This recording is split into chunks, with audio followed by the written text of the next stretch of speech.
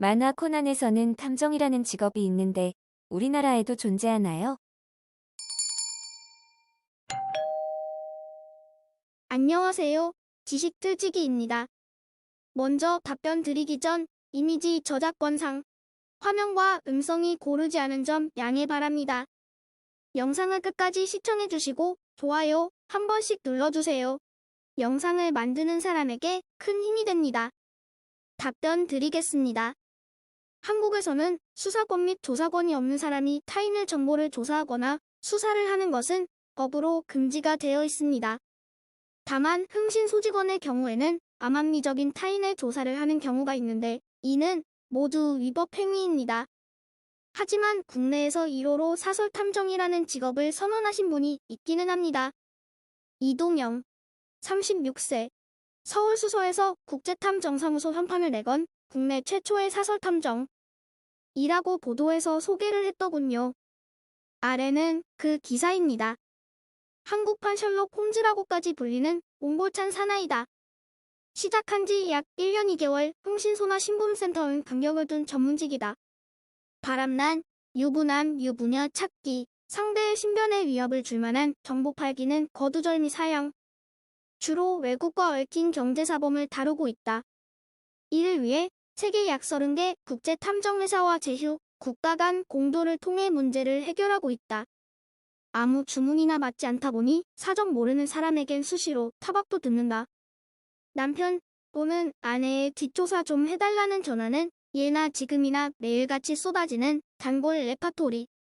이를 거절할 때마다 그런 일도 할 줄 모르면서 뭔 탐정이냐고 쏟아붓는 중년 여인을 비롯해 본의 아닌 실랑이가 벌어지기도 한다. 지금도 돈을 벌자고 나서면 매일같이 밀려드는 간통송사만 접수해도 대성업일 것이다.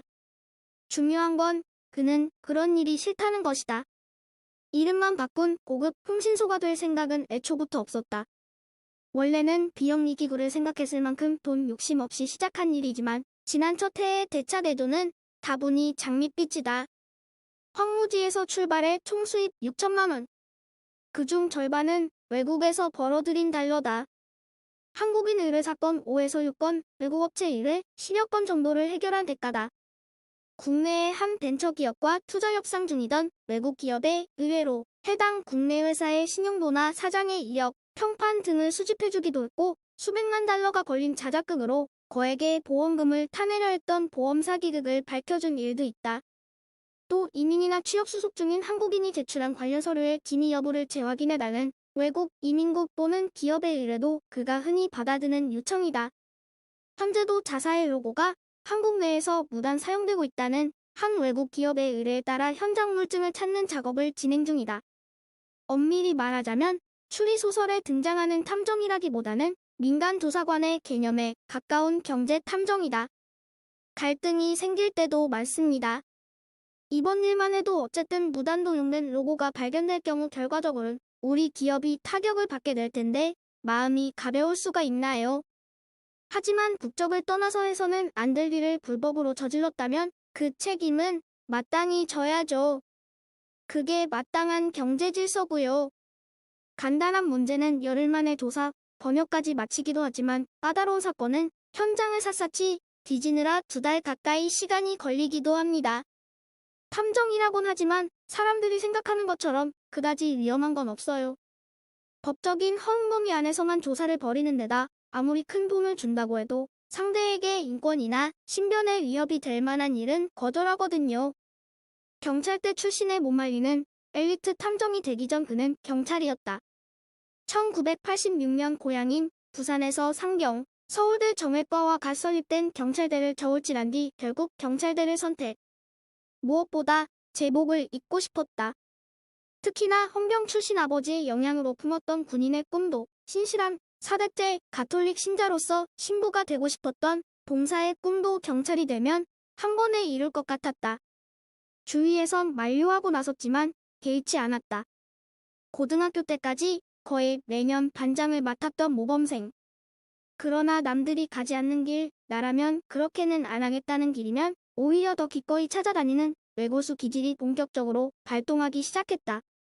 직접 경찰 속으로 들어가 경찰 세계를 바꾸어 보겠다는 나름의 다부진 포부도 숨겨두고 있었다. 경찰대 재학 시절 내내 그는 여러모로 튀는 예의주시 인물이었다.